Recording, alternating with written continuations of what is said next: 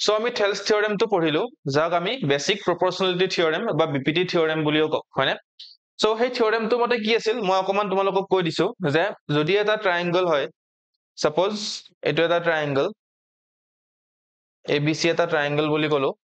এটা এই ABC ট্ৰায়াঙ্গলটোৰ যিকোনো এটা সাইড আমি লও সাপোজ BC সাইডটোক লও মানে এই BC সাইডটোৰ প্যাৰালেলি যদি আমি এটা লাইন ড্ৰ কৰো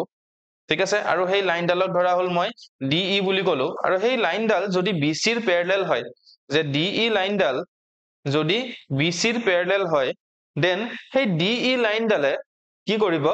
AB আৰু AC ক ইকুৱেল ৰেশিওত কি কৰিব ডিভাইড কৰিব ইকুৱেল ৰেশিওত ডিভাইড কৰিব লাগিব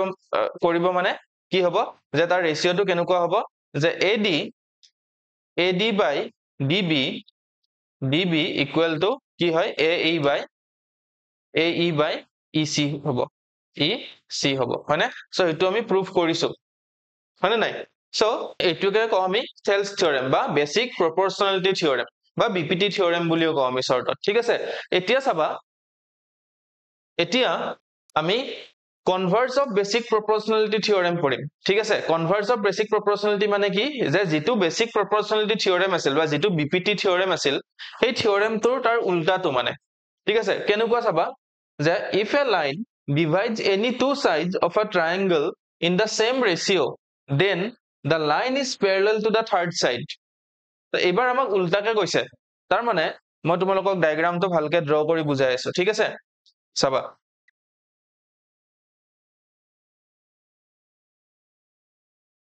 So suppose এটো এটা ট্ৰায়াঙ্গল হয়নে এতিয়া এই ট্ৰায়াঙ্গলটোৰ আমি নাম দিলো A B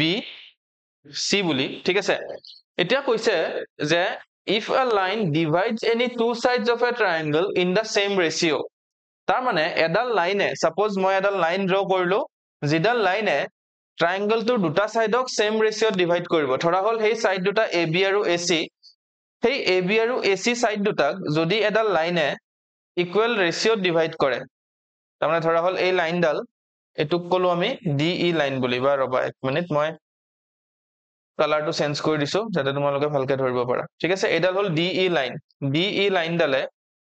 কি কৰিছে যে AB আৰু AC ক ইকুৱেল ৰেশিওত ডিভাইড কৰিছে ইকুৱেল ৰেশিওত ডিভাইড কৰা মানে কি বুজিম আমি যে DE লাইনডাল ইকুৱেল ৰেশিওত ডিভাইড কৰিছে তাৰ মানে কি হ'ব যে AD by DB equal to কি হ'ব বুলি কৈছে আমাক AE by EC হ'ব বুলি কৈছে ঠিক আছে এইটো এবাৰ আমাক থিওৰেমটো দিয়া আছে ঠিক আছে থিওৰেমটোত এটো দিয়া আছে যে কি বুলি দিয়া আছে যে if a line divides any two sides of a triangle in equal ratio তাৰ মানে এই DE লাইনডালে AB আৰু AC সাইড দুটা কি কৰিছে ইকুৱেল ৰেশিওত ডিভাইড কৰিছে ইকুৱেল ৰেশিওত ডিভাইড কৰা মানে এই D পইণ্টটোৱে যদি ডিভাইড কৰে দেন AD আৰু DB দুটা ৰেশিও হ'ব তাৰ মানে AD by DB AD আৰু DB ৰ যদি আমি ৰেশিও লও কাৰ ইকুৱেল হ'ব হেতু AE by EC ৰ ইকুৱেল হ'ব বুলি আমাক দিয়া আছে এবাৰ ঠিক আছে যেটো আমি থেলছ থিওৰেমত প্ৰুফ কৰিব লাগিছিল হেতু এবাৰ আমাক গিভেন দিয়া আছে কি প্ৰুফ কৰিব লাগে আমি এবাৰ DE is parallel to BC বুলি আমি প্ৰুফ কৰিব লাগে ঠিক আছে প্ৰুফ এটো হল আমি প্ৰুফ কৰিব লাগে আৰু এটো আমাক দিয়া আছে গিভেন বুলি ঠিক আছে এটো আমাক দিয়া আছে গিভেন বুলি বুজি পাইছা সো এবাৰ উল্টাটো হয় না নাই থেলছ থিওৰেমত আমাক প্যাৰালেল বুলি দিয়া আছিল আমাক প্ৰুফ কৰিব দিছিল তিয়তৰ ৰেশিও দুটা সেম বুলি মানে সেম ৰেশিও ডিভাইড হয় বুলি আমাক প্ৰুফ কৰিব দিছিল এবাৰ আমাক সেম ৰেশিও ডিভাইড হয় বুলি দি দিছে বাট এবাৰ যেটো তাৰ থাৰ্ড সাইড হ'ব সেই থাৰ্ড সাইডটো লাইনডালৰ প্যাৰালেল হ'ব বুলি আমাক প্ৰুফ কৰিব দিছে ঠিক আছে সো আমি চাবা প্ৰুফটো কেনেকৈ কৰিম ফাৰ্স্ট আমি ডায়াগ্ৰামটো ড্ৰ কৰিলো ঠিক আছে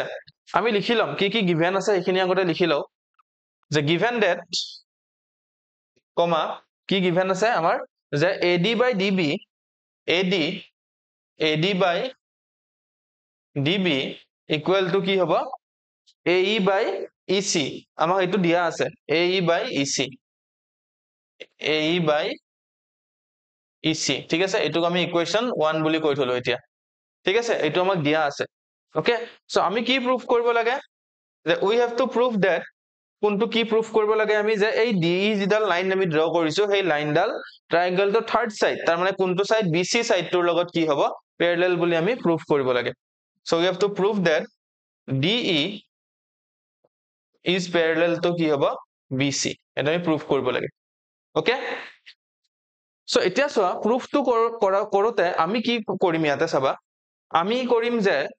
আমি ভাবিলম যে আমি assume কৰিম যে এই DE ডাল BC ৰ parallel নহয় বুলি ভাবিলম ঠিক আছে আমি কি ভাবিলম বা আমি কি assume কৰিম আমি assume কৰিম যে এই DE যিডাল আমি লাইন ড্ৰ কৰিছো সেই লাইন এই ড্ৰ কৰা লাইন ডাল BC ৰ parallel নহয় বুলি কম আমি ঠিক আছে সো নহয় বুলি যদি কও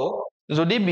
DE ডাল BC ৰ parallel নহয় দেন তাৰ মানে কি আমি ইয়াতে D পইণ্টৰ পৰা আৰু এডাল আমি লাইন ড্ৰ কৰিব পাৰো যিডাল লাইন কি হ'ব BC ৰ parallel হ'ব হয়নে যদি DE ডাল BC ৰ parallel নহয় আমি যদি হেতু ভাবিয়ে লও যে DE ডাল BC ৰ parallel নহয় suppose ঠিক আছে তো যদি parallel নহয় দেন D ৰ পৰা আমি আৰু এডাল লাইন ড্ৰ কৰিম যিডাল লাইন কি হ'ব BC ৰ parallel হ'ব সো D ৰ পৰা আমি আৰু এডাল লাইন ড্ৰ কৰিম ইয়াতে suppose D ৰ পৰা ড্ৰ কৰিছো আৰু সেই যিডাল লাইনে AC কোনটো পইণ্টত কাট কৰা বুলি কও E ড্যাশ পইণ্টত কাট কৰা বুলি কলো suppose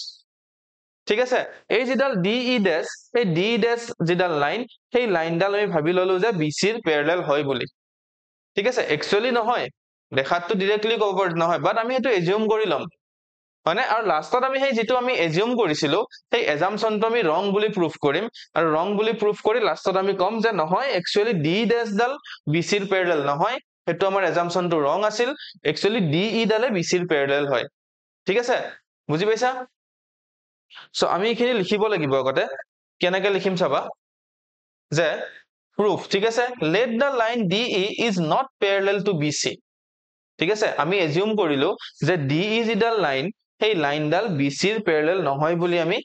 assume কৰিলো ওকে সো যেহেতু আমি assume কৰিলোৱে DE ডাল BC ৰ parallel নহয় তাৰ মানে আমি DE ড্যাশ আৰু এডাল লাইন ড্ৰ কৰিছো এডাল আমি কিয় ডটেড লাইন ড্ৰ কৰিছো কি কাৰণ হেতু আমি নিজাকে ড্ৰ কৰিছো হয়নে মই আগতেও কৈছো যিবোৰ তুমি জিওমেট্ৰিত যিবোৰ কনস্ট্ৰাকশন তুমি নিজৰ ফালৰ পৰা কৰা যেটো তোমাক থিওৰেমত দিয়া নাই একচুয়ালি ড্ৰ কৰিব কাৰণে DE ড্যাশ ডাল যিডাল DE ড্যাশ লাইন সেই DE ড্যাশ লাইনডাল তোমাক থিওৰেমত ড্ৰ কৰিব দিয়া নাই বাট তোমাৰ প্ৰুফৰ কাৰণে আমি তুমি ড্ৰ কৰিব লাগিব ঠিক আছে প্ৰুফটোৰ কাৰণে তুমি DE ড্যাশ ডাল নিজাকে ড্ৰ কৰিছা দ্যাটস হোৱাই এটো তুমি ডটেড লাইন দি ড্ৰ কৰিবা ঠিক আছে সো DE ড্যাশ ডাল সেই কাৰণে আমি লিখিলো ইয়াতে যে then we have to draw a line DE dash parallel to BE sorry এটো BE নহয় BC হ'ব এটো ওকে তো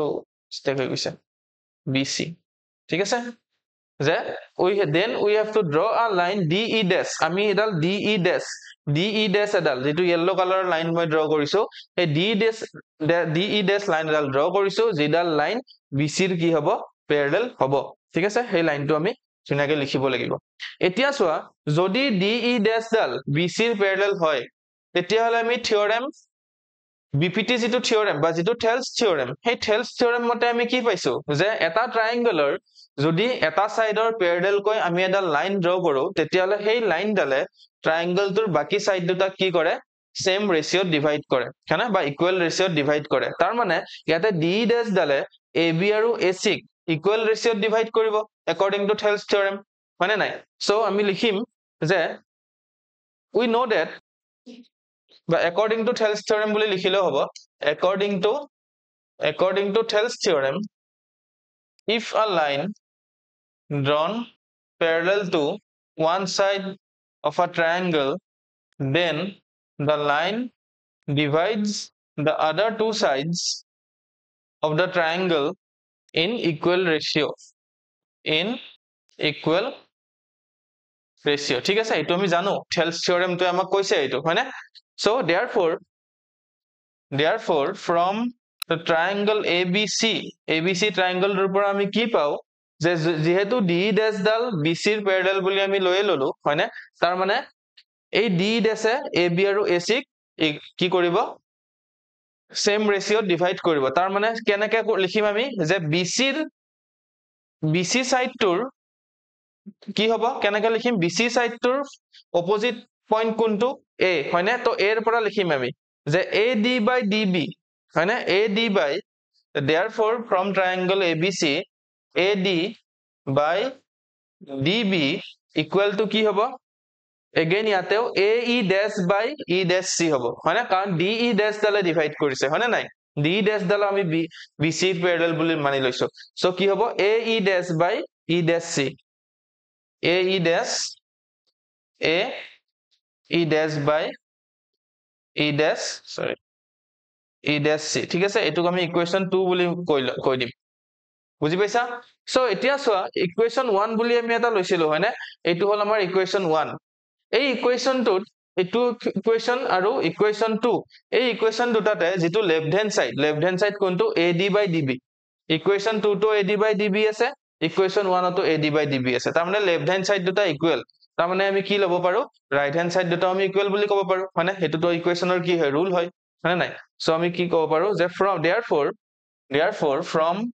equation 1 and 2 কি হ'ব লেফট ৰাইটত কি আছে এটুত আছে AE by EC আৰু ইপিনে কি আছে AE dash by E dash C so আমি লিখি দিলো AE by EC equal to কি হ'ব AE dash by E dash C হ'ব ঠিক আছে এখিনি বুজি পাইছা এখিনিলৈকে এতিয়া চাবা এতিয়া আমি কি কৰিম আমি এতিয়া both side 1 এটা প্লাস কৰিম কিয় 1 প্লাস কৰিম চাবা ঠিক আছে 1 এটা প্লাস কৰিম both side তাৰ মানে কি হ'ব AE by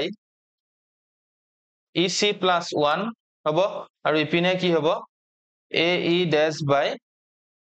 E dash C plus 1 আমি এটো ইকুৱেশ্যনত কৰিব পাৰো হয় নাই আমি সেম বস্তু ইকুৱেশ্যনত প্লাস মাইনাস ইনটু বা ডিভাইড কৰিব পাৰো খালি এটাই মনত ৰাখিবা যদি ইপিনে তুমি +1 কৰিছা ইপিনেও তুমি +1 কৰিব লাগিব এনেকুৱা নহয় যে ইপিনে তুমি বোলে +2 কৰিলা ইপিনে +1 কৰিলা হেতু নোৱাৰা কৰিব ঠিক আছে যেটো বস্তু লেফট হ্যান্ড সাইডত কৰা এই সেম কামটোৱে তুমি ৰাইট হ্যান্ড সাইডটো কৰিব লাগিব তো ইয়াতে চোৱা ইয়াতে আমি কি কৰিলো এই 1 ৰ তলত কি থাকে এটা 1 থাকে হয়নে তো EC আৰু 1 ৰ LCM ললে কি হয় সদায় EC হয় এটো মনত ৰাখিবা ঠিক আছে EC আৰু 1 ৰ LCM ললে EC হ'ব কিয় হ'ব গম পাইছা কাৰণ 1 EC আৰু 1 ক যদি ইনটু কৰো দেন কি হ'ব EC এটো থাকিব হয় নাই বা আমি যদি কও EC আৰু 1 ৰ মাজত কিবা কমন আছে জানো একোটো নাই হয়নে তো মানে EC হ'ব ডাইৰেক্টলি LCM তো তো এতিয়া LCM লোৱাৰ পিছত এটা প্লাস কৰিব লাগিলে কি কৰিম আমি এই EC ৰে EC ক ডিভাইড কৰিম হয়নে এটো ডিনোমিনেটৰে LCM ক ডিভাইড কৰিম তো ডিভাইড কৰিলে কাটা কাটি যাব গলে ইয়াতে AE থাকি যাব হয়নে তো AE থাকিব প্লাস আৰু এটা বস্তু মনত ৰাখিবা যে যদি ইয়াতে এনেকুৱা ধৰণৰ নাম্বাৰ থাকে 1 বা জি নাথাকক ঠিক আছে যদি 1 থাকে এনেকে দেন 1 থাকিলে কি হ'ব ডাইৰেক্টলি এই যেটো LCM লৈছিলা সেই LCM টো ওপৰত আহি যাব ইয়াতে প্লাস হৈ EC ইয়াতে আহি যাব কিয় আহিব কাৰণ এই যে তলত এটা ডিনোমিনেটৰত 1 এটা আছে হয়নে সেই 1 টোৱে LCM ক ডিভাইড কৰিলে কি হ'ব 1 into EC মানে EC তো 1 ৰে EC ক ডিভাইড কৰিলে EC থাকিব তো EC ৰে সেই ওপৰত যে ডিনোমিনেটৰ 1 হেতুক আমি ইনটু কৰিব লাগে হয় না হেতুৱেটো LCM ৰ প্লাস মাইনাস তো হেনেকে কৰো আমি সো EC ৰে সেই ওপৰত থকা নিউমাৰেটৰত থকা 1 টোক ইনটু কৰিলে EC into 1 মানে কি হ'ব EC সেই কাৰণে ইয়াতে EC বহিল ঠিক আছে বা শৰ্টত তোমালোকে এনেকে মনত ৰাখিব পাৰা যে যদি 1 প্লাস থাকে তেতিয়া হলে যেটো LCM লোৱা সেই LCM টোৱে ওপৰত এনেকে বহি যায় প্লাস হৈ কিনে ঠিক আছে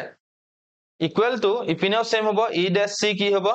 LCM হ'ব আৰু ওপৰত কি হ'ব AE dash to AE dash হিচাপে থাকিব আৰু প্লাস এই E dash C যেটো LCM আছিল হেতু ওপৰত আহি যাব তাৰমানে এটো কি হৈ যাব E dash C হৈ যাব বুজি পাইছা এতিয়া মই ইপিনে ৰাইটত লিখি দিছো ঠিক আছে তোমালোকে তলে তলে লিখি যাবা AE plus EC কি হ'ব এতিয়া চাও আমি ঠিক আছে আমি আকৌ ডায়াগ্ৰামটো লৈকে গৈছো AE plus EC A পৰা E লৈকে হয় না A পৰা E লৈকে কোনখিনি A পৰা E লৈকে হয় না ইয়াৰ পৰা ইয়ালৈকে ঠিক আছে দেন AE plus কি আছে EC আছে প্লাস আকৌ EC তো AE আৰু EC প্লাস কৰিলে আমি কি পাও আমি এই টোটাল AC টো নাপাও জানো মানে A পৰা E লৈকে ইখিনি তাৰপিছত E পৰা C লৈকে ইখিনি হল তাৰ পিছত এখিনি প্লাস কৰি দিলে আমি কি পাও A পৰা C লৈকে আমি পাই যাম ঠিক আছে সো ইয়াতে কি লিখিম আমি AE plus EC আমি কি লিখিব পাৰিম AC লিখিব পাৰিম আৰু তলত EC আছে আগৰ পৰা ইকুৱেল টু ইয়াতে AE dash plus EC E dash C AE dash plus E dash C AE dash মানে কোনখিনি AE dash A পৰা E dash লৈকে ইখিনি হয় না AE dash plus E dash C E dash C মানে ইখিনি AE dash আৰু E dash C কো যদি প্লাস কৰো দেন আমি কি পাম আমি AC নাপাম জানো পাম হয়নে সো আমি কি লিখি দিম আমি AC লিখি দিম AC বাই ইতে কি থাকিব E dash C থাকিব ঠিক আছে সো both side AC আৰু AC cancel out হ'ব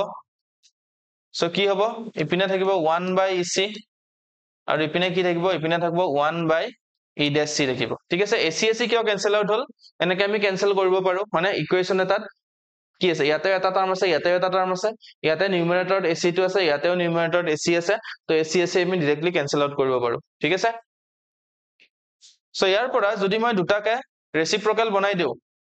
1/EC ৰেচিপ্ৰকেল মানে কি উল্টা মানে তো 1/EC টোক ৰেচিপ্ৰকেল বনাই দিলে 1 টো তলত আহি যাব আৰু EC টো ওপৰত আহি যাব তাৰ মানে ওপৰত EC হ'ব আৰু তলত 1 থকা নথকা কথাটো একেই তাৰ মানে EC হ'ব ডাইৰেক্টলি ইকুৱেল টু ইয়াতেও সেম এটো যদি মই ৰেচিপ্ৰকেল বনাই দিও কি হৈ যাব E ড্যাশ C হৈ যাব সো এতিয়া সো আমি কি পালো আমি লাষ্টত কি পালো যে EC equal to E dash C পালো হয়নে so EC equal to E dash C যদি আমি এটা ডায়াগ্ৰামটো চাও EC equal to E dash C ইৰ পৰা C লৈকে EC equal to E dash C হ'ব পাৰে জানো ইমান হ'বতো নোৱাৰে কাৰণ EC হল ইমান হয়নে ইয়াৰ পৰা ইয়ালৈকে EC আৰু E ড্যাশ C হল ইয়াৰ পৰা ইয়ালৈকে তো E ড্যাশ C টো দেখা দেখি আমি ডাইৰেক্টলি আমি ডায়াগ্ৰামত গম পাও যে E ড্যাশ C টো EC তকৈ কি হৈ আছে ডাঙৰ হৈ আছে হয়নে দীঘল হৈ আছে লেন্থটো বেছি সো কিন্তু আমি ইয়াতে ইকুৱেশ্যনত কি পাই গলো আমি EC equal to E dash C পাই গলো তাৰ মিনিংটো কি তাৰ মিনিংটো হল যে যদি EC আৰু E ড্যাশ C ইকুৱেল হ'ব লাগে দেন কি হ'ব লাগিব যে এই যেটো E ড্যাশ পইণ্ট আছে এই যেটো ইয়াতে E ড্যাশ পইণ্ট আছে এই E ড্যাশ পইণ্টটো একচুয়ালি বেলেগত নহয় কোড আছে এই ইৰ ওপৰতে আছে বুজি পাইছানে যদি EC আৰু E ড্যাশ C যদি ইকুৱেল হ'ব লাগে দেন যদি ইকুৱেল হ'ব লাগে ইকুৱেল হ'ব লাগিলে কি হ'ব লাগিব ইকুৱেল হ'ব লাগিলে এই E ড্যাশ পইণ্টটো ইৰ ওপৰত থাকিব লাগিব তেতিয়াহে EC আৰু E ড্যাশ C ইকুৱেল হ'ব হয়নে তাৰ মানে E ড্যাশ পইণ্টটো ইয়াতে ওপৰত নাই বেলেগকে নাই এটো কোড থাকিব এটো এই ইয়াৰে ওপৰতে থাকিব E ড্যাশ পইণ্টটো কোড থাকিব E ড্যাশ পইণ্টটো এই ইয়াৰে ওপৰতে ইয়াৰে থাকিব ঠিক আছে এই পইণ্টটোতে থাকিব বুজি পাইছা তাৰ মানে E ড্যাশ আৰু E পইণ্ট একেটাই হয় ইয়াৰ পৰা আমি বুজি পালো যে E ড্যাশ আৰু E পইণ্ট একেটাই আমি যেটো E ড্যাশ বুলি এটা বেলেগকে পইণ্ট লৈছিলো এচিড হেতু পইণ্টৰ কোনো এক্সিষ্টে নাই ঠিক আছে তো সেই E ড্যাশ পইণ্টটো একচুয়ালি E পইণ্টে হয় তো তাৰ পৰা আমি ক'ব পাৰো যে একচুয়ালি DE ড্যাশ যিডাল আমি লাইন লৈছিলো যিডাল আমি প্যাৰালেল বুলি ভাবিছিলো সেই লাইনডাল একচুয়ালি কি হয় DE ডালে হয় হয় না কাৰণ E ড্যাশ পইণ্টটো E এ হয় তাৰমানে DE ডালে হ'ব লাইন সো তাৰ পৰা আমি ক'ব পাৰো যে DE ডাল BC ৰ কি হ'ব প্যাৰালেল হ'ব বুলি ঠিক আছে সো কেনেকৈ লিখিম যে চোৱা এতিয়া এই বস্তুখিনি ইখিনি যে আমি ইয়াতে কাটা কাটি কৰি কিনে 1 বাই এনেকে লিখিলো হিখিনি তুমি ডাইৰেক্টলি দেখাই দিব নালাগে ঠিক আছে মই তোমালোকক বুজাবৰ কাৰণে লিখি দিছো ইখিনি তোমালোকে কি কৰিবা তোমালোকে ইখিনি মই আকৌ এবাৰ লিখি দিছো ঠিক আছে ইয়াতে আমি প্লাস কৰি কিনে কি পাইছিলো যে আমি পাইছিলো AC by EC equal to কি হয় যে E dash AC by E dash C পাইছিলো হয় না নাই তো তাৰ পিছত আমি AC কাটিছিলো হয় না বাট কাটিব নালাগে তোমালোকে ডাইৰেক্টলি ইয়াৰ পৰা লিখিব পাৰিবা যে EC equal to E dash C বুলি ডাইৰেক্টলি ইয়াতে EC equal to directly E dash C বুলি ক'ব পাৰিবা কিয় ক'ব পাৰিবা চোৱা কাৰণ দুটা ইকুৱেশ্যনটোৰ লেফট হ্যান্ড সাইড আৰু ৰাইট হ্যান্ড সাইড দুটা টাৰ্মতে ওপৰত নিউমাৰেটৰ দুটা সেম আছে নে AC আৰু AC আছে হয়নে তো নিউমাৰেটৰ দুটা যদি AC থাকে সেম আছে মাজত ইকুৱেল আছে তাৰ মানে ডিনোমিনেটৰ দুটাও কি হ'ব ইকুৱেল তো হ'বই লাগিব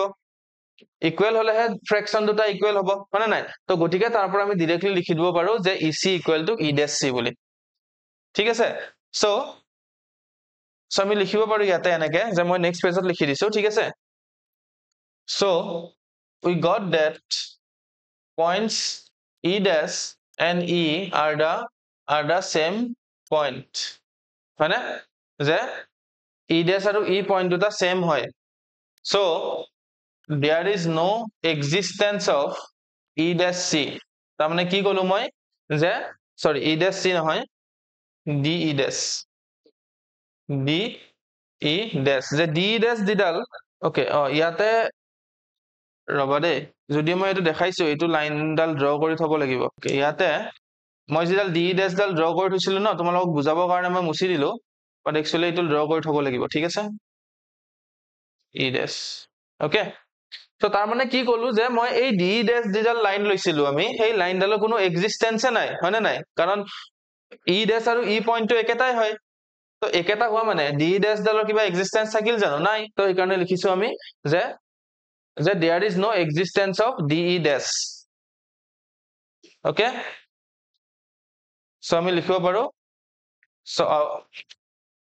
therefore de is parallel to কি হ'ব bc তো তাৰ পৰা আমি ক'ব পাৰিম যে de ডালে কি হয় bc ৰ parallel হয় বুলি আমি ক'ব পাৰিম বুজি পাইছা সবে so এইটোৱে হ'ল তোমাৰ conservation of BPT theorem or proof ঠিক আছে so তোমালোকে লিখি লোৱা ফাৰ্স্ট থিওৰেমটো লিখি লোৱা থিওৰেমটো বাৰু আছে তোমালোকৰ বুকতে আছে থিওৰেম 6.2 বুলি আছে তোমালোকৰ বুকত ঠিক আছে 6.2